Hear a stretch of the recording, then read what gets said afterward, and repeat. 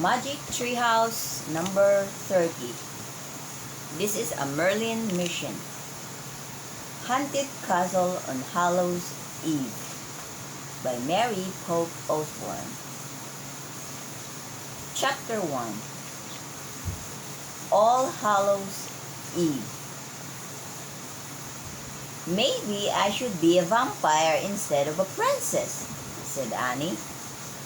She and Jack were sitting on their front porch. A cool breeze rustled the trees. Autumn leaves twirled to the ground. But you already have your princess costume, said Jack.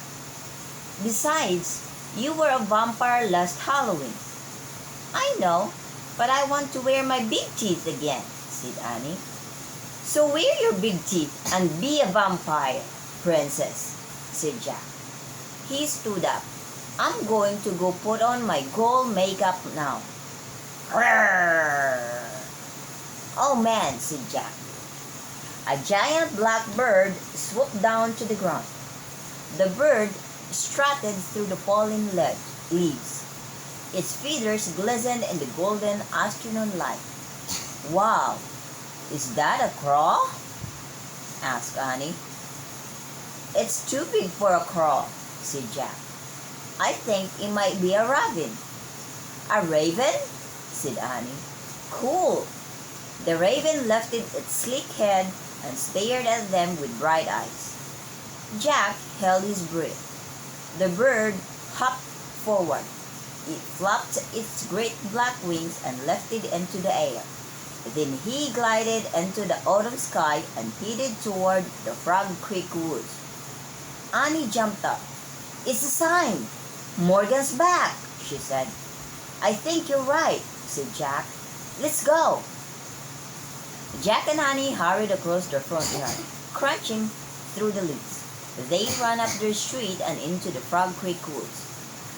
When they came to the tallest oak, they saw the rope ladder swaying in the wind. The magic treehouse was waiting for them.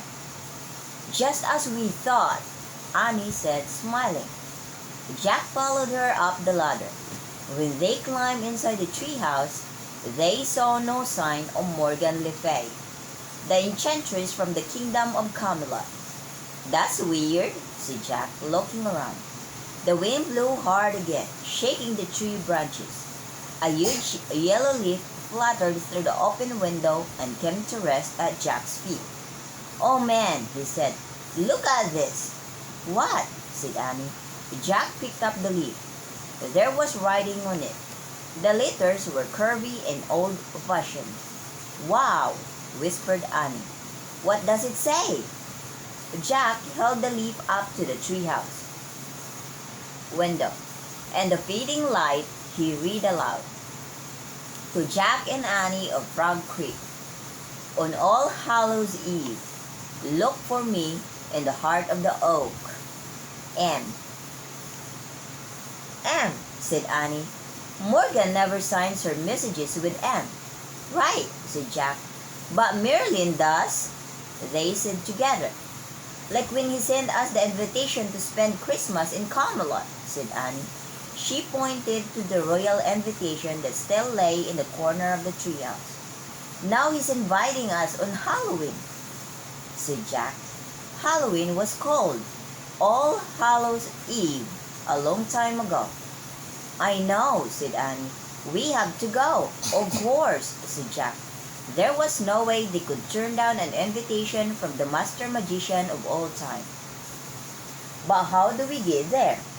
I'll bet our invitation will take us, said Annie. Like when we went to King Arthur's castle on Christmas Eve. Good idea, said Jack. He pointed to the fancy writing on the leaf. I wish we could go, to where this leaf invitation came from, said Annie. Right, said Jack. The wind began to blow. The treehouse started to spin. It spun faster and faster. Then everything was still. Absolutely still.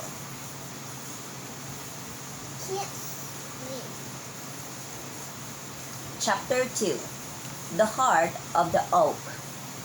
Jack opened his eyes. A chilly wind blew into the treehouse. Oak leaves swirled outside the window. "Look, we have our costumes," said Annie. "I'm not a princess or a vampire." Jack looked at their clothes. He was wearing a nail and tonic and tights. Annie was wearing a long dress with an apron. "Camelot costumes," Jack said softly. They looked out the window together. They were high in a huge oak tree in a thick forest. The afternoon sun was low in the autumn sky. "So what do we do now?" said Jack. "The invitation says we're supposed to meet Merlin in the heart of the oak," said Annie. "Yeah, but what does that mean?" said Jack, scowling. "The heart of an oak." "Let's go down and try to figure it out," said Annie. She carefully placed their invitation in the corner of the treehouse. Then she and Jack climbed down the rope ladder. They stepped onto the leafy ground. In the fading daylight, they began circling the base of the giant oak. They walked all the way around until they came to the rope ladder again. "We're back where we started," said Jack. "We never found the heart."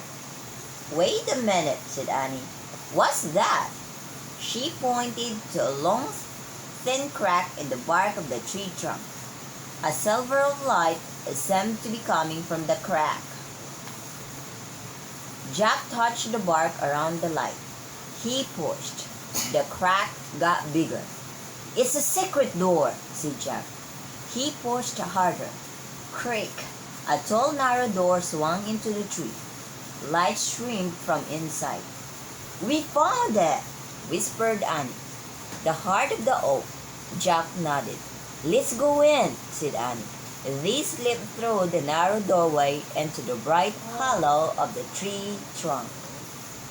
Oh. So they were looking at the... I saw a ladder too, with a ladder. Because that's where the magic treehouse landed. Oh. Jack couldn't believe his eyes. The round room was lit with hundreds of candles. Shadows danced in the curved brown walls. "This isn't possible," thought Jack. The heart of the oak seemed much bigger than the tree itself. "Welcome," said a deep, whispery voice. They turned around and saw an old man sitting in a curved wooden chair. He had a long white beard and wore a red cloak. "Hi, Merlin," said Annie. "Hello, Annie. Hello, Jack. It is good to see you again," the magician said. "I am grateful for the help you gave us on Christmas Eve in Camelot. Now Morgan and I believe you might be able to help us again." "We'd love to," said Annie. "The whole future of our kingdom depends upon your success," said Merlin. "Are you sure you want us?" Jack asked. "I mean, we're just kids." "You have passed many tests for Morgan," said Merlin. "Are you not master librarians and magicians of everyday magic?" Jack nodded. "Yes, we are," he said. "Good. You will need all your skills on this mission," said Merlin. "You will also need a helper and guide from our world, the world of magic and legend." "Are you coming with us?" asked Annie. "No," the magician said. "Your guide shall be one much younger than I.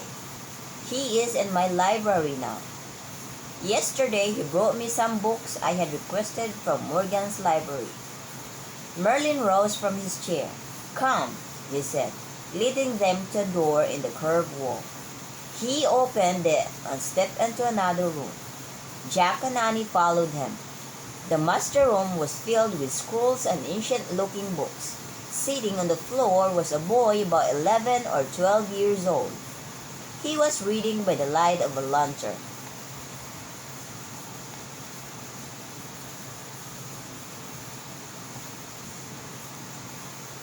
"Your helper and guide," Merlin said to Jack and Annie. The boy looked up. He had a friendly, freckled face and dark, twinkly eyes. He broke into a big grin. "Arf! Arf!" he said. "Teddy!" cried Annie. Remember, Teddy? Yeah. Jack couldn't believe it.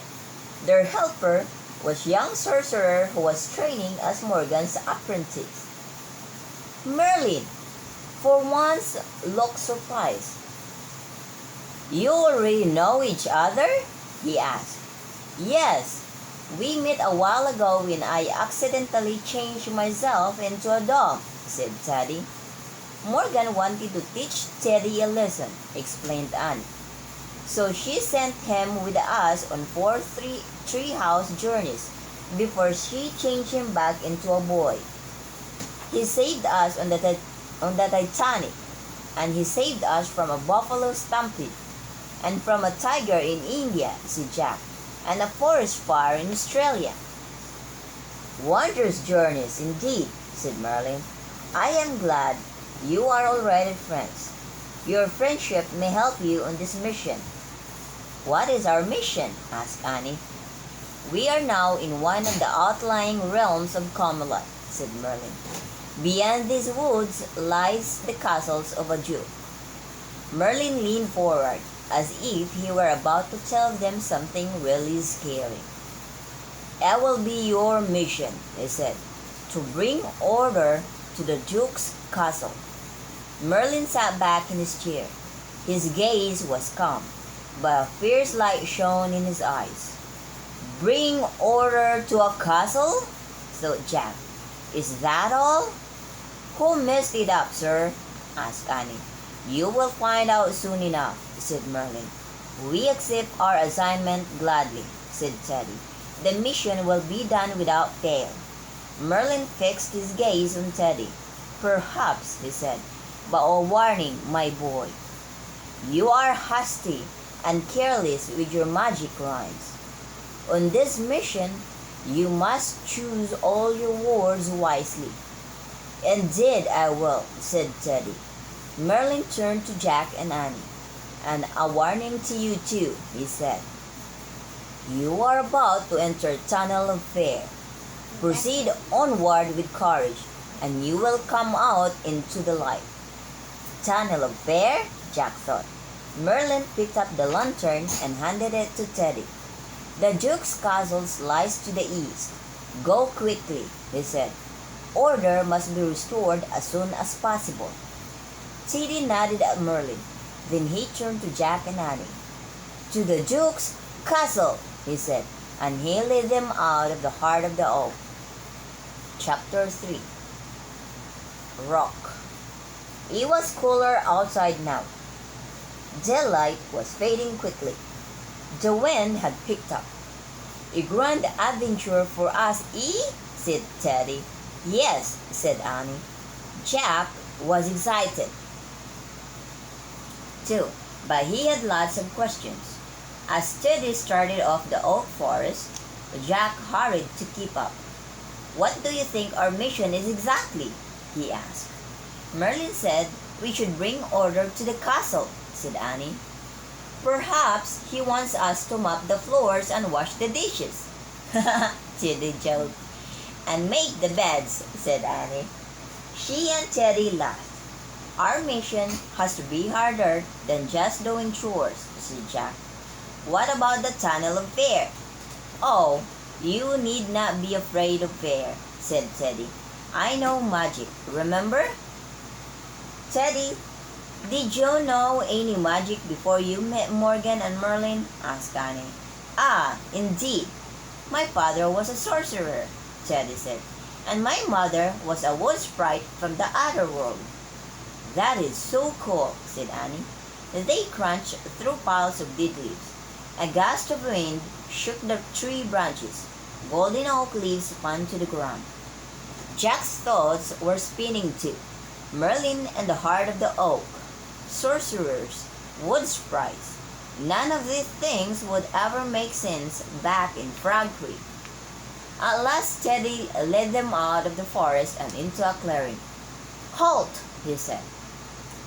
They all stopped walking. Behind the clearing was a small village of thatched roof cottages. The cottage windows twinkled with candlelight. Chimney smoke rose into the dusky sky. Teddy held up his lantern. "Onward," he said. They went down a dirt path that passed through the village. Several children in ragged clothes picked out their front doors. "Greetings," called Teddy.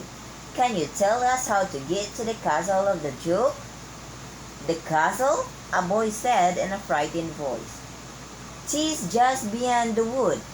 He pointed at the forest on the other side of the village. "Follow the path and you'll come to it." "Oh, but you must not go there," a girl cried. "Why not?" asked Annie. "Something's been very wrong at the castle," said the girl, "ever since the ravens came." "Has anyone been there to see what's going on?" asked Jack. "Only old Maggie, who used to work there," said the girl. 2 weeks ago, she went to the castle as usual, but she came running back, scared out of her wits. "Maggie says the castle is all haunted with ghosts," said the boy. "She keeps repeating the same rhyme over and over." "Ghost?" said Jack. His mouth felt dry, but Teddy just laughed. "Ghosts don't scare me," he said. "Have you ever seen one, Teddy?" asked Annie. "No, but I should like it. I should like to," Teddy said with a grin. "Look!" One of the girls pointed at the sky. "The ravens are back!" A flock of large blackbirds was flying low in the dark gray sky. The village kids screamed. Several grown-ups rushed out of their cottages. "Go away!" a woman yelled at the ravens. She picked up a handful of stones and began throwing them at the birds. "Leave us alone!" "Stop! Stop!" Annie cried. "You'll hurt them." A stone struck one of the ravens. It fell to the ground. "Oh no!" cried Annie. The grown-ups pulled their children inside. Doors slammed and shutters closed. Annie dashed to the fallen bird and knelt beside it. Jack and Teddy hurried over to Annie and the fallen bird. The bird was crouching, slightly spreading its wings. Its head was bowed as it made low, squeaking sounds. One of its tail feathers was bent. "Coo! Coo!" Teddy said loudly. He looked at Jack. "I once journeyed to the Isles of Birds to study their language," he said. "I learned a bit of dove, but no raven." "Don't worry," said Jack. Annie talks to birds and animals in her own language.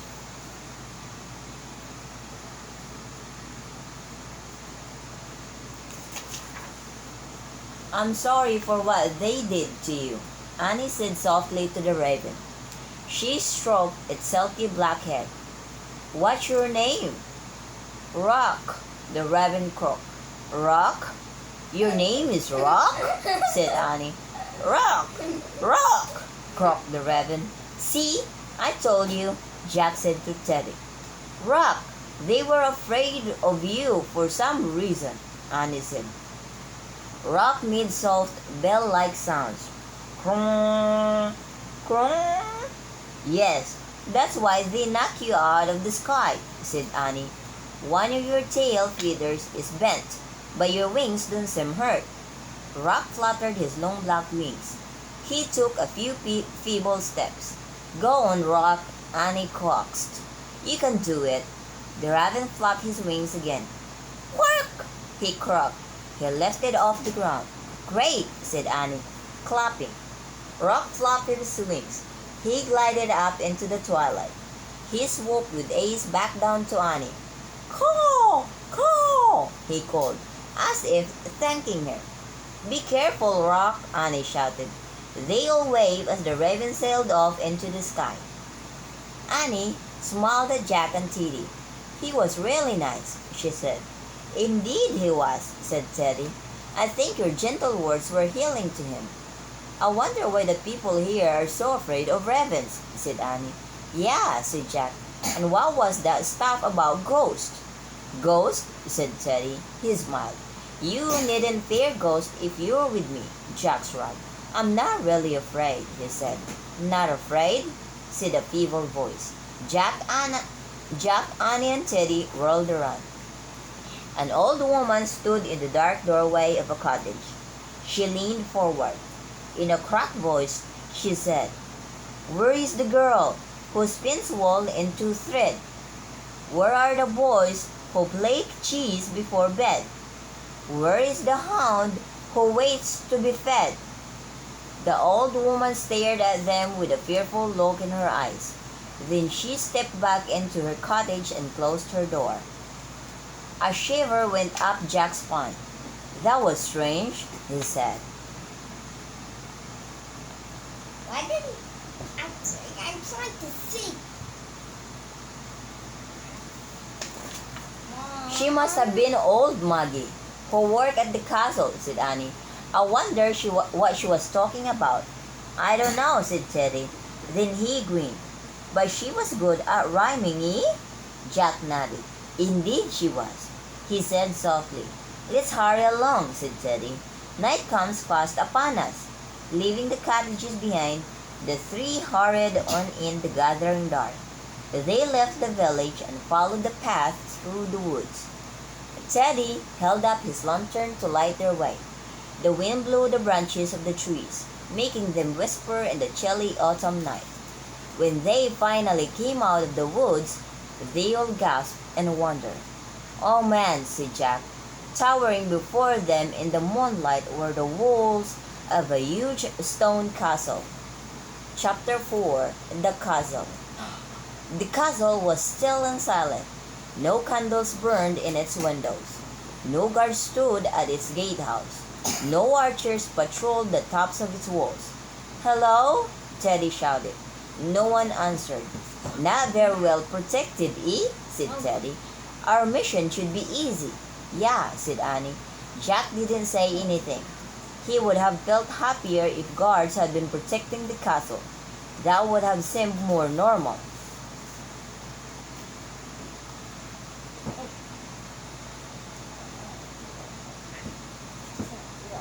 Come along, said Teddy. Jack and Annie followed Teddy over a wooden bridge to the gatehouse. Teddy held up his lantern before the arched double doors. Cobwebs sparkled in the misty light. Hello? May we enter? He called. Silence. They all stared at the heavy wooden doors. Never fear. I shall get us in, said Teddy. The boy sorcerer put down his lantern. He took a deep breath. He rubbed his hands together. Then he stretched out his arms and shouted, Open, ye two oaken doors. He looked at Jack and Annie. Quick, what rhymes with doors? Floors, said Jack. Good, said Teddy. He opened his arms again and yelled, Open ye two oaken doors, or we will not mop up your floors. Nothing happened. Teddy looked at Jack and Annie. Bad rhyme, he said. Annie frowned and nodded. Are you sure they're even luck? Said Jack. Let's see, said Annie. She pushed on one door. Jack pushed on the other. Slowly the doors creaked open. Ah, brilliant, said Teddy with a laugh. Shall we? He held out his hand and waved Jack and Annie through the open doorway. The castle gatehouse was cold and empty. Jack could see his breath in the sharp air. He heard the creak. They all turned to look. The heavy doors moved by themselves and closed with a thump. They all stared at the doors for a moment. Then Teddy broke the silence. Interesting, he said cheerfully. Jack tried to smile. Indeed, interesting, he said. He shivered. He couldn't tell if it was from cold or from fright. Now, he wondered. Now are we entering the tunnel of fear? Onward, said Teddy. He led them through the empty gatehouse onto the shadowy castle grounds. There were no signs of life anywhere. Jack thought of the old woman's rhyme. Where is the girl who spins wool into thread? Where are the boys who play chess before bed? Where is the hound who waits to be fed? Jack wondered what the rhyme could mean. What girl? What boys? What hound? Teddy crossed the courtyard to the entrance of a large building. Jack and Annie quickly followed him. Teddy held up his lantern so they could see inside. There were rows of clean, empty stalls. Saddles and bridles hung from pegs on the walls. Hay was piled in the corners. Must be the stables, said Jack. But no horses, said Annie. No matter, 'tis orderly, said Teddy. Onward. He led them to the open doorway of another building. Teddy's lantern shone on the brick of it. A stone hearth. Baskets of apples and strings of onions hanging from the rafters. The kitchen, said Jack. But no cooks or servants, said Annie. No matter, 'tis orderly here too, said Teddy. Onward. As they wandered through the moonlit courtyard, Jack looked to his right and his left. He glanced behind them. If there are ghosts, he thought, what do they look like? Halloween ghosts in sheets? See-through people like in the movies? He stopped. Hey guys, he whispered loudly. Wait a minute. Wait a minute. What is it? Said Annie. Jack pushed his glasses into place. Are we just going to keep wandering from building to building? He said. What's our strategy here? Strategy? Asked Teddy. Jack means we should make a plan, said Annie. Ah, indeed, said Teddy. Excellent idea. A plan, yes, he grinned. How do we do that? Well, first we ask ourselves, where exactly are we going? Said Jack. Teddy looked about. He pointed to a tower rising above the courtyard. There, he said, the keep. 'Tis where the family lives, the Duke and Duchess. Great, said Jack. Now, what will we do when we get there? Climb the stairs to each floor, said Teddy. Have a look around, and if we see anything that's not orderly, we'll tidy it up, said Annie. Excellent, said Teddy. And then? Asked Jack. We leave, said Teddy. Our mission done. Jack nodded. This wasn't much of a plan or a mission, he thought, but he liked the leaving part. He hoped that happened before any ghosts showed up. Okay, he said, holding his lantern to light their way. Teddy led them to the entrance of the castle keep. He pushed open a wooden door, and they all stepped inside. Dark figures loomed against the stone walls. Ah, Jack cried. He jumped back, bumping into Annie. Annie laughed.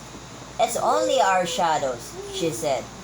Jack felt silly. Right. Sorry, he said. He took a deep breath. Okay, let's find the stairway. Aye, said Teddy. He started walking slowly down the dark passageway. Jack and Annie followed close behind. The air was heavy and damp. Jack's heart was pounding. Now, he wondered, now are we in the tunnel of fear? A moaning sound came through the passageway. Then a loud bang. Yikes, said Annie. She and Jack grabbed each other. Teddy laughed. 'Twas only the shutters banging, he said. What about that moaning? Asked Jack. 'Twas only the wind blowing through the crannies, said Teddy. Jack took another deep breath and kept going. Soon they came to a twisting stairway. The stairs, said Annie. Good, thought Jack. Climbing the stairway was a solid part of their plan. Shall we? Said Teddy. Indeed. Upward, said Jack, trying to sound like Teddy. Teddy held up his lantern and started up the stone stairs. Jack and Annie followed. They climbed around and around the twisting stairway. When they came to the first landing, Teddy led them to the doorway of a room. They peeked in. They saw rows of helmets, breastplates, gauntlets, shields, spears, and swords. The armor room, said Jack. Aye, said Teddy.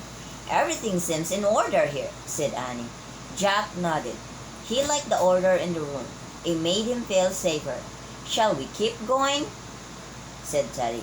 Of course, said Jack. He was starting to feel a lot braver now. They returned to the stairs and began climbing again. On the third floor, they peered through an arched entrance into a huge room. Teddy used the candle from his lantern to light torches on each side of the doorway. In the flickering light, Jack saw a high ceiling and walls hung with tapestries. It's the Great Hall, he said, where they have feasts and stuff. Let's look around, said Annie. See if anything seems out of order. As the three of them slowly walked forward, Jack kept an eye out for ghosts. Teddy held up his lantern. It shone on a long banquet table. "Aha," he said. The table was littered with breadcrumbs, candle wax, and the petals of dead flowers. The floor near the table was messy too, with bits of foods and meat bones. "Finally, we've found something to put in order," said Teddy. "Shall we?" Jack caught sight of a straw broom in the corner. "Sure, I'll sweep," he said. "I'll clear the table," said Annie. "I'll scrape the wax," said Teddy. Jack grabbed the straw broom and began sweeping the floor around the table. He swept up apple peelings, fish bones, bits of eggshells, and old cheese. As he swept everything into a neat pile, he felt good. They were finally carrying out their mission. "We're bringing order to the castle, just like Merlin told us to," he thought. "Soon we can leave." Suddenly, Annie screamed. Jack dropped his broom and whirled around. "Look!" Annie cried, her eyes wide. She pointed toward the stone hearth at the other end of the great wall. In front of the hearth, a large white bone hovered in the air. It bobbed up and down. Then it began floating straight toward them. A ghost. Chapter 5, Ghost! "Ah!" yelled Teddy. "Ah!" yelled Jack. "Ah!" yelled Annie. Still screaming, they all ran toward the door. The bone came after them. Teddy led the way as they tore through the archway and scrambled up the winding staircase. Jack looked behind him. "It's still coming!" he shrieked. "Ah!" They all screamed again. Jack On the next landing, Teddy charged into a nearby room. "Make haste!" he yelled. He pulled Jack and Annie into the room and slammed the door behind them. Out of breath, they all leaned against the door, panting and trembling. "Safe!" Teddy gasped. "Safe from the bone!" Then he started laughing. Jack laughed too. He laughed out of sheer terror. He couldn't stop. "Listen, guys, listen," said Annie. "I hear a noise." Teddy stopped laughing.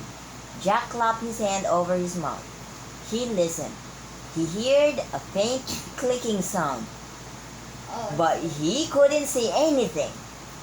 Teddy used the fire from his lantern to light torches near the door. Then they all looked about. "Looks like a nursery," said Teddy. The torchlight showed a kid's room. The room had 3 small beds. Wooden toys were scattered across the floor. A long white curtain fluttered from an open window. The clicking noise seemed to be coming from a dark corner. "What is that?" whispered Annie. She started toward the noise. Jack and Teddy followed her. Teddy held up his lantern. His light shone on a child-sized spinning wheel. It sat in the corner near a basket of wool and tall, dusty mirror.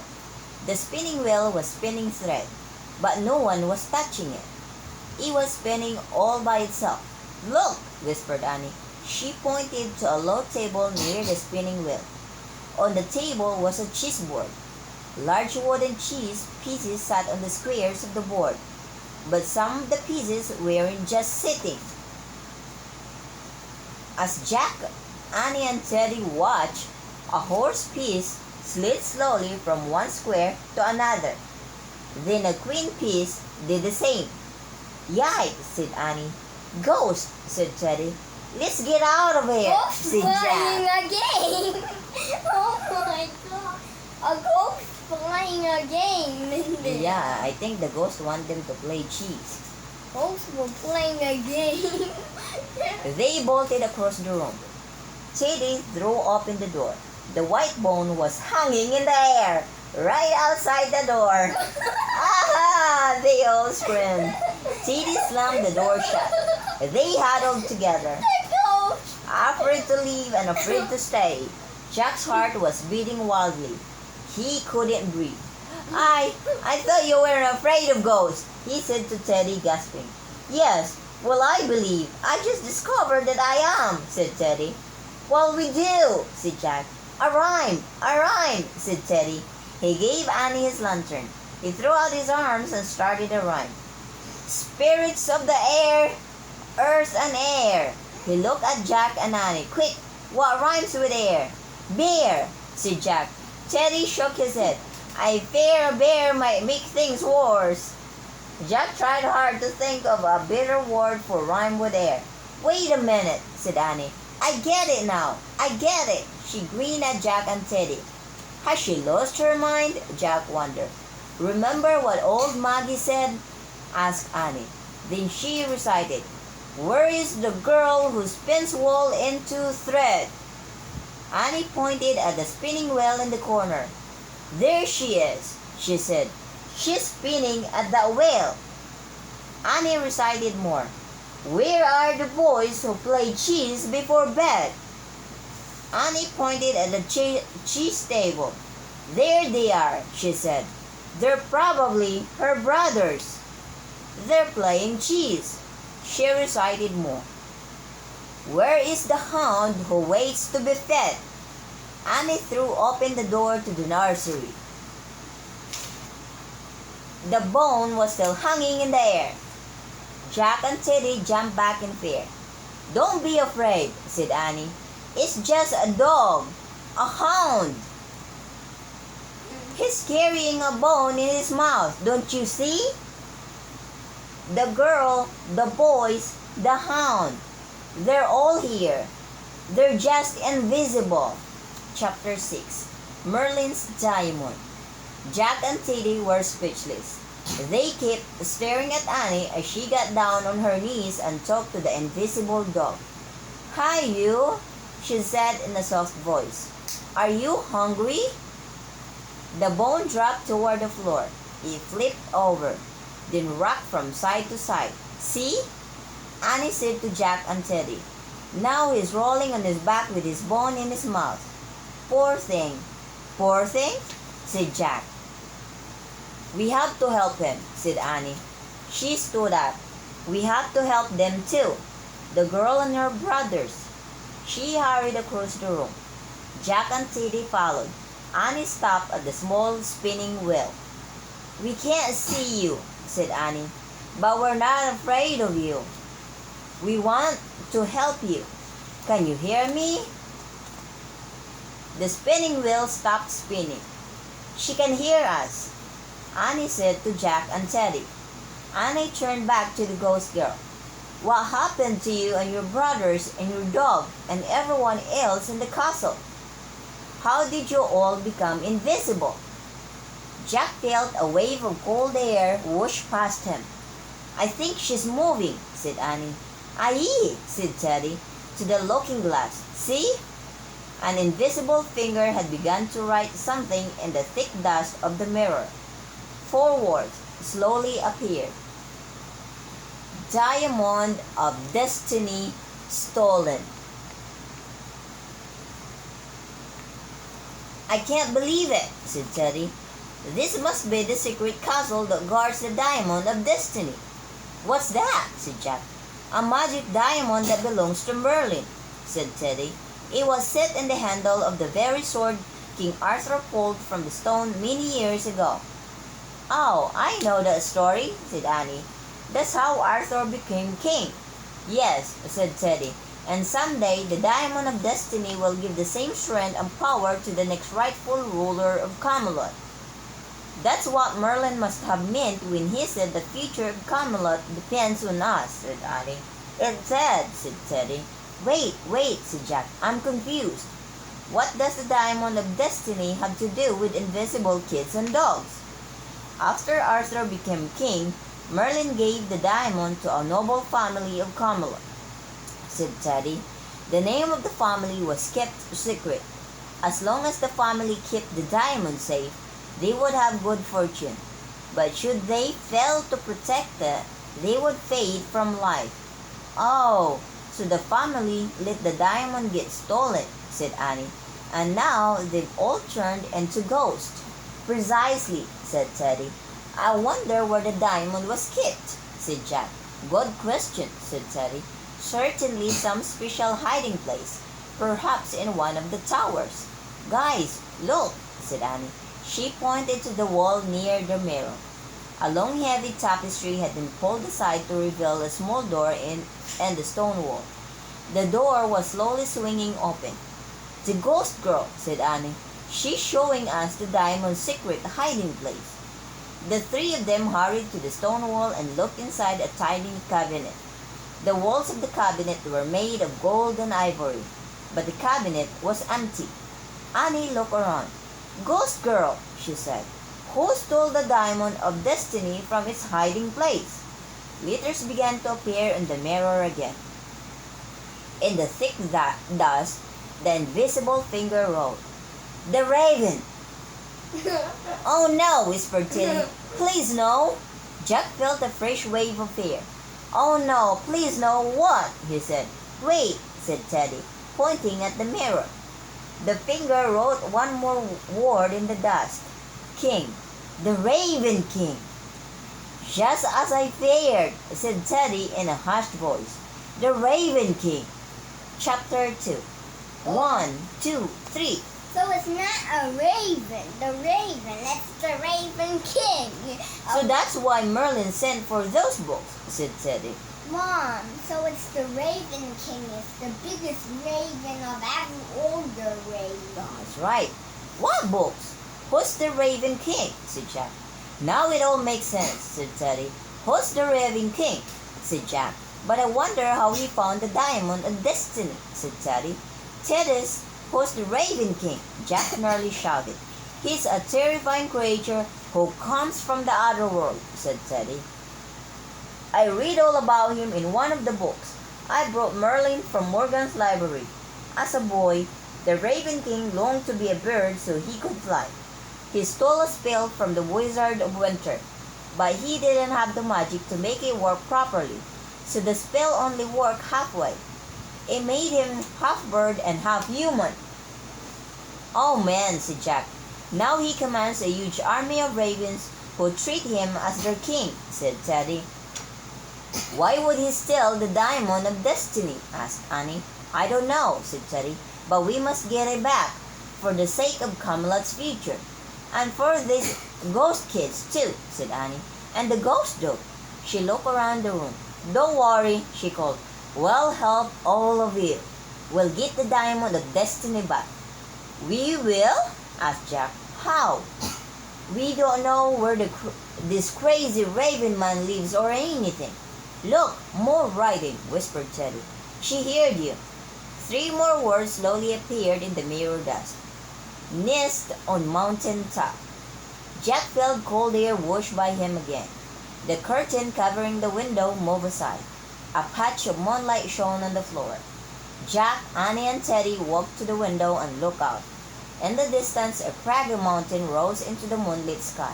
Ah, whispered Teddy, so there dwells the Raven King.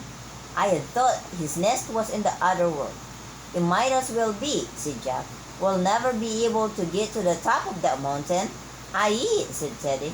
No mere mortal can climb that steep rock. How will we get the diamond back? Cried Annie. I said, no mere mortal, said Teddy. I am more than a mortal, remember? I'm a sorcerer. Yeah, but your rhymes never work, said Annie. True, but I have more than just rhymes, said Teddy. He pulled a twig out of his pockets. See? What's that? Said Jack. Tis an enchanted hazel twig, said Teddy. Its magic is strong enough to change me into anything I want. Oh wow, said Annie. Did Morgan give you that? Asked Jack. No, said Teddy. Morgan and Merlin do not even know I have it. A forest sprite, a cousin of my mother's, gave it to me in case I was ever in urgent need. So what do you want to change into? Asked Annie.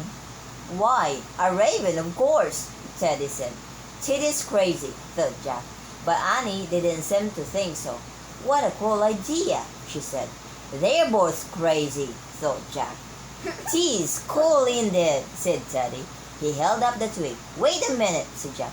Do you have a plan? I mean, what are you going to do once you change into a rabbit? I shall fly up to the mountain nest, said Teddy. Find the diamond, bring it back. Mission done.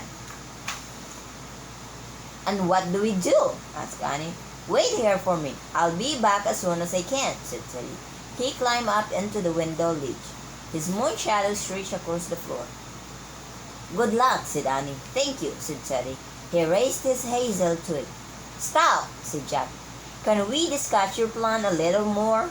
But Teddy was already sweeping his hazel twigs through the air. He waved it from the top of his head to the tips of his toes. Teddy, stop, said Jack. But Teddy started his run. Oh, hazel twig from hazel tree, make me a raven. Quick, he said. A word that rhymes with tree. Wait, said Jack. Doesn't rhyme with tree, said Teddy. 3, said Annie. Brilliant, said Teddy. He started again.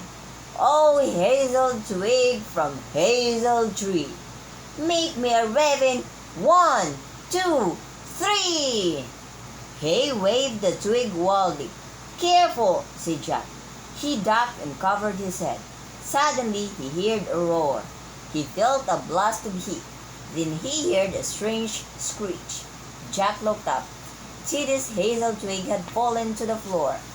Jack saw Teddy's shadow on the floor too, but he was no longer the shadow of a boy. A chill went through Jack. A large raven was perched on the window sill. Moonlight shone on his sleek blue-black wings, its shaggy throat feathers, its thick neck and big beak. A second raven stood beneath the window. It looked like the first, only smaller. Where's Annie? Jack wondered wildly. He tried calling her name, but a terrible croak came from the back of his throat. Open me! Jack felt as if he were caught in a terrible nightmare. With jerky turns of his head, he peered down at his own body. His arms had turned into jet-black wings. His legs were spindly twigs that ended in 4 long skinny toes with curved claws. They all became a raven, the 3 of them. Teddy had accidentally changed them all into ravens. 1, 2, 3. They all became a raven. Chapter 8. Spree! Spree! Crow, Jack! Crow, open! Teddy croaked. Teddy was speaking raven now, but Jack understood him perfectly. Teddy had said, Sorry, Jack and Annie. Annie stepped forward. She fluttered to the window ledge and perched with Teddy. Croak, croak, she croaked. That's okay. This is fun. Croak, Jack squeaked. Fun! Crow, Jack! Croaked Annie. Come, Spree! Come on, Jack, let's fly! Annie and Teddy lifted off the ledge and disappeared into the moonlit mist. This can't be real, thought Jack. It can't be real. He looked at his feathers and claws. He stretched out his right wing, then his left. He flopped them both. Before he knew what was happening, he lifted clumsily off the floor and landed on the window ledge. Jack saw Annie and Teddy flying around in the moonlight. They were zipping about like acrobats, diving and tumbling through the air. Annie, come! Jack croaked. Annie, come back! Spree! Spree! She called. Fly! Fly! Annie! Annie rose from a dive. In one easy swoop, she glided up and sat beside Jack on the window ledge. This is so much fun, Jack! She croaked. Don't just sit here! Teddy flew by them. I'm off to the mountain top, he croaked. Fly with me. Come on, Jack, croaked Annie. She took off after Teddy, swooping through the cold night air. Oh man, fear clutched Jack's small raven heart. I have definitely entered the tunnel of fear now, he thought. Merlin's word echoed in his mind. Proceed onward with courage, and you will come out into the light. Jack looked out at the night. He closed his eyes. He jumped off the ledge. Jack was falling. He opened his eyes and flapped. His wings lifted him up. He steadied himself. He hovered in the cold night air, his eyes starting from right to the left. He looked down. He nearly fainted. The castle courtyard was far below. Jack flopped wildly. He glided. He flopped again. He glided. Flopping and gliding, he climbed higher and higher into the sky. Finally, Jack caught up with Annie and Teddy. They were circling in the air, waiting for him. "Roar!" Jack croaked. "Onward!" The three of them flew together through the moonlit night, heading for the nest of the Raven King. Except for the swooshing of their wings, they made no noise. They soared up the side of the mountain, past the hemlocks and tall pines. They flew through long misty clouds. As they glided toward the mountain's peak, Teddy let out a low croak. "Raven troops!" Jack purred through the night. He couldn't believe his eyes. In the white moonlight, he saw thousands of ravens roasting on rocky ledges. Jack, Annie, and Teddy kept flying. They soared above the troops, higher and higher, toward the craggy peak of the mountain. When they reached the top, Teddy let out a squawk. "There it is!" he croaked. "The nest of the Raven King!" Chapter 9. A Piece of a Star. The nest of the Raven King. Teddy dropped down to a ledge. Jack and Annie followed. Hidden in the shadows, they crouched together, their dark feathers touching. They peered out the moonlit lair of the Raven King. The king's giant nest was tucked under a rocky overhang. It was made of mud, twigs, and long strips of tree bark. Two raven sentries were guarding its dark entrance. "Okay," Jack softly. "Croak, what's the plan?" "Listen carefully," Teddy answered. In tiny creaks and caws of robin whispers, he spelled out a plan. "I'll distract the guards. Annie, you keep watch at the entrance. Jack, you go into the nest and get the diamond. Then both of you head back to the castle and wait for me there." "What about the Raven King?" croaked Jack. "I sense he's not here," croaked Teddy. "I see no legions of bodyguards, but we should hurry before he returns." Jack had lots more questions about the plan, but before he could ask them, Teddy lifted off his perch and flew toward the entrance. "Let's go!" cried Annie, rising into the air. Jack wasn't panicked. He fluffed out his feathers and croaked, "Wait, you guys!" But it was too late. Teddy was already dive-bombing the raven sentries. "Ark! Ark! Ark!" The two sentries left their watch and flew at Teddy with short shrieks. They chased him high into the sky. Annie zipped to the entrance of the nest. "Come on, Jack!" she croaked. Jack jumped off the ledge and flew onto the giant nest. Without thinking, he stepped through the entrance. He jerked his head from side to side. With his raven sight, he saw walls packed with dried mud, animal fur, vines, and sticks. The floor was covered with moss. Jack took a few steps forward. He stopped. He saw no sign of Raven King. He cocked his head from side to side, listening. All was quiet. Jack looked around the nest. One part of the nest wall looked different. It was black and shiny. He stepped toward it. He touched it with his beak. It wasn't a wall at all. It was a curtain of feathers. Jack pushed through the feather curtain. It wasn't a wall at all. It was a curtain of feathers. Jack pushed through the feather curtain. Moonlight shone into the space behind it. Heaps of gold and silver coins glittered into the cool light. Pale pearls, emeralds, and rubies shone and sparkled. Amid all the treasure was a blue-white crystal. It was no bigger than a marble, but it shone with a light all its own, like a piece of a star. Jack knew at once the stone was the diamond of destiny. His raven heart thumping, he walked to the diamond and nudged it with his beak. As the diamond tilted, it shot forth beams of brilliant light. "Chaw! Chaw!" Annie was calling to him from outside. "Krieg-row! They're coming!" Jack carefully picked up the diamond with his beak. He felt a surge of strength and courage. Annie called another warning, but Jack wasn't afraid at all. He calmly walked out of the Raven King's nest back into the night. More sentries had been alerted. They were flying toward the mountain top, cawing madly in the alarm. "Crack! Crack! Crack!" Jack saw Annie perched on the ledge. "Hurry! Jack! Hurry!" she croaked. Annie flew off the mountain. Holding the diamond in his beak, Jack gracefully flapped his wings and lifted into the air after her. As he and Annie sailed down from the mountaintop, a chorus of cracks split the night. Thousands of roasting ravens rose into the sky, like a giant black cloud. Their beating wings rumbled like thunder. The cloud of ravens covered the light of the moon. The night was completely black.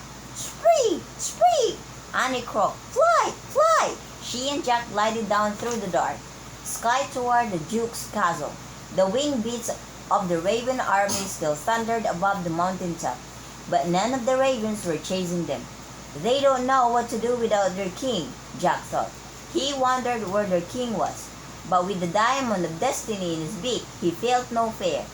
The farther Jack and Annie flew from the mountain, the more distant became the sound of the raven soldiers' wings.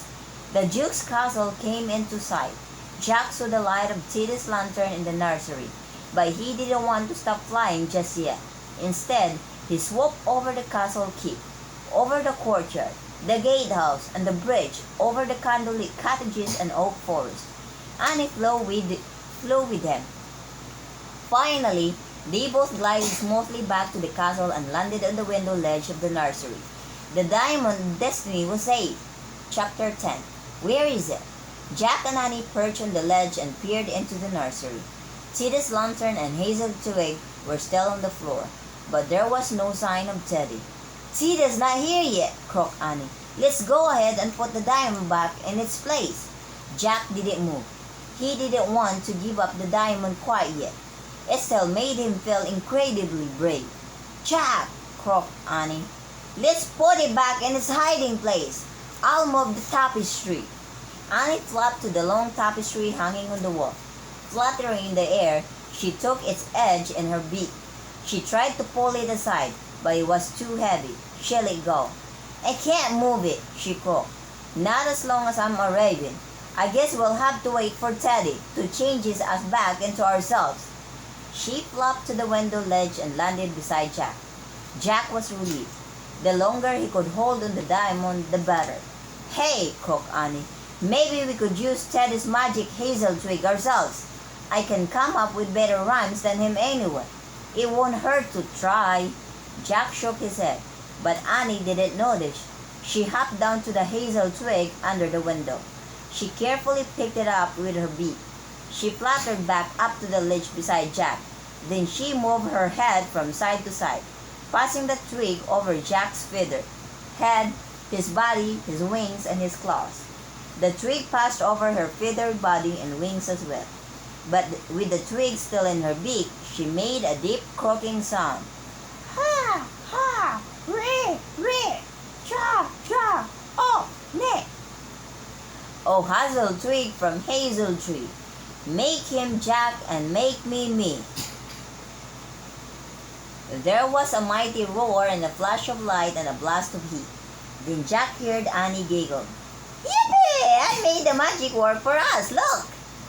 Jack looked down at his arms and legs and feet. "Oh man," he breathed. "Orkney and Jack were gone. Annie and Jack were back." Jack wiggled his fingers and toes.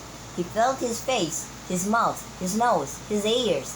He loved having his own body back. "Teddy's going to be so surprised," said Annie. "He acts like he's the only kid who can do magic." She looked around the nursery. "Hi, we're back," she called to the invisible children. "Guess what? We've got the diamond."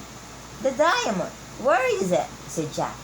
"I must drop it when you changed us." Suddenly, they heard a swoosh and a flopping at the window. "Teddy!" cried Annie. She and Jack whirled around, but Teddy wasn't there. Instead, perched on the ledge of the nursery window was a horrifying creature. He was part of human and part raven. "Oh no, that's the Raven King!" He had silky feathers for hair, a beak for a nose, sharp claws, and a billowing feather cape that glistened in the moonlight like shiny black armor. "Good evening," said the Raven King. Chapter 11. Or Eels. Jack and Anna were too stunned to speak. Staring at the bizarre creature, Jack remembered the story of the Raven King. How the king had wanted to be a bird. How he had stolen a spell from the Wizard of Winter. how the spell had worked only halfway and left him half bird and half human. The Raven King jumped from the window to the floor. One by one, his raven bodyguards rushed into the room after him. At least 20 ravens came through the window. Soon, oh no, look at the Raven King. Oh, he's so big, that raven. He's half raven, half human. He looks really big.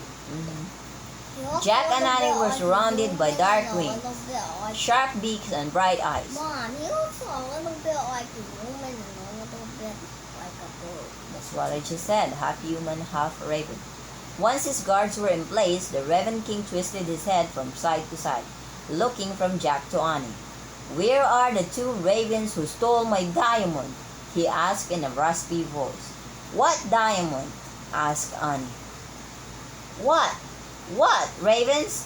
asked Jack, his voice trembling. He wished desperately that he still had the diamond of destiny to give him strength and courage. "The ravens that came to this castle after raiding my treasure room," said the Raven King. "Where are they hiding?" Jack tried to imagine that he was still holding the diamond. "We don't know anything about them," he said in a low, steady voice. Pretending to hold the diamond actually made him feel brave. "You don't know anything about them?" said the Raven King. "No," said Jack. "You must have the wrong castle." "Ah, the wrong castle," said the Raven King. "Yes," said Jack. "Perhaps you're right," said the Raven King. "But are you certain you haven't seen them? They look very much like this little one here." The Raven King threw his cape over his shoulder and held up an iron bird cage. A raven was held captive inside. Oh no, Teddy! Teddy got captive. "Tra! Oakney!"